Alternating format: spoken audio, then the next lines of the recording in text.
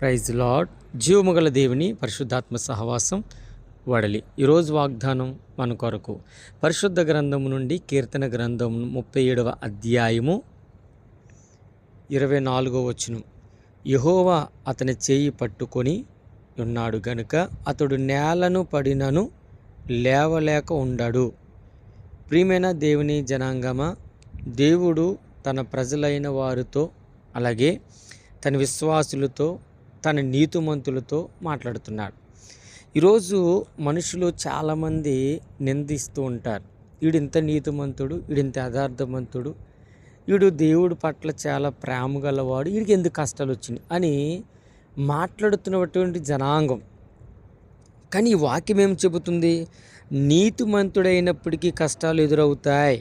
ఒక మనుషుడు దేవుని మార్గం నడిచినంత కాలము మాత్రమే అతనికి సమస్యలు రావని దీనికి అర్థం కాదు. అంటే దేవుడితో నడిచినంత మాత్రాన రాకుండా ఉంటాయా? వస్తాయి. జీవితంలో కొన్నిసార్లు పొరపాట్లు, ఆ పరాజయాలు కూడా, శోధనల వల్ల మనుషులు పడిపోయి నేలను పడిపోయే పరిస్థితులు కూడా రావచ్చు.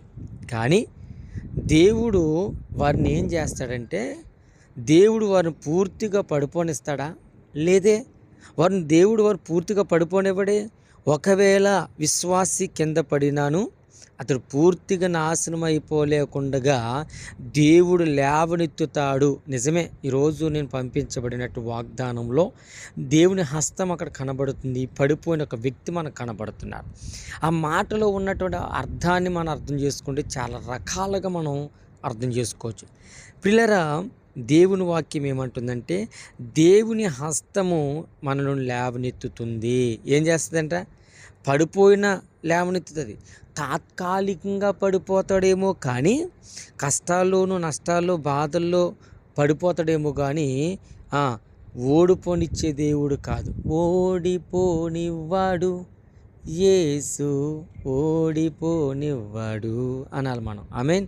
అందుకనే సృష్టికర్త అయిన యెహోవా స్వయంగా మన చేయిని పట్టుకుని ఉంటాడు. ఆమేన్.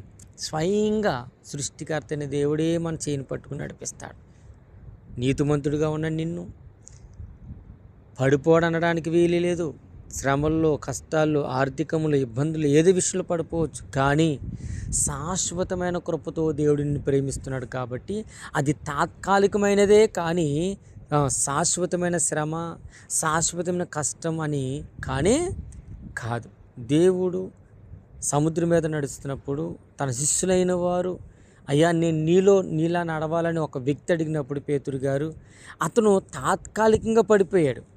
దేనికి పడిపోయాడు? ఎదుట ఉన్నవాడు సృష్టికర్తను మరిచి బెదిరిస్తున్నటువంటి, భయపెడుతున్నటువంటి ఒక రకంగా గాలికి భయపడ్డాడు. ఈరోజు ప్రియులారా, దేవుని నమ్ముకున్న మనం, దేవుని మీద ఆధారపడుతున్న మనం ఏ విషయానికి భయపడకుండా, సోలిపోకుండా, దిగిలి చెందకుండా దేవుని మీద ఆధారపడితే దేవుడు మన పట్ల గొప్ప కార్యాలు, మేలైన కార్యం, ఆశ్చర్యమైన కార్యం జరిగిస్తాడని నేను మీకు మనసారా కోరుకుంటున్నాను. ప్రార్థన చేసుకుందాం. సకల ఆశీర్వాదాలకు కారణభూతుడివైన నా ప్రియ పరలోకపు తండ్రి, నీ పరిశుద్ధమైన నామాన్ని బట్టి నీకు వందనాలు, స్తోత్రాలు చెల్లిస్తున్నాం. కృపగల దేవుడు, దయగల రాజువు, పరిశుద్ధమైన రక్షకుడు, స్తుతిస్తూ నీ నామాన్ని మహిమపరుస్తున్నాం.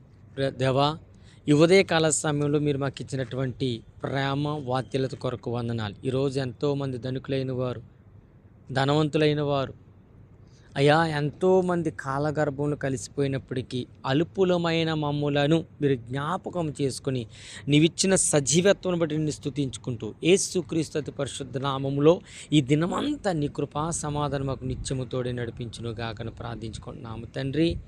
ఆమేన్. God bless you all. Praise Lord. దేవుడు మిమ్మల్ని అందరినీ బహుగా దీవించును గాక.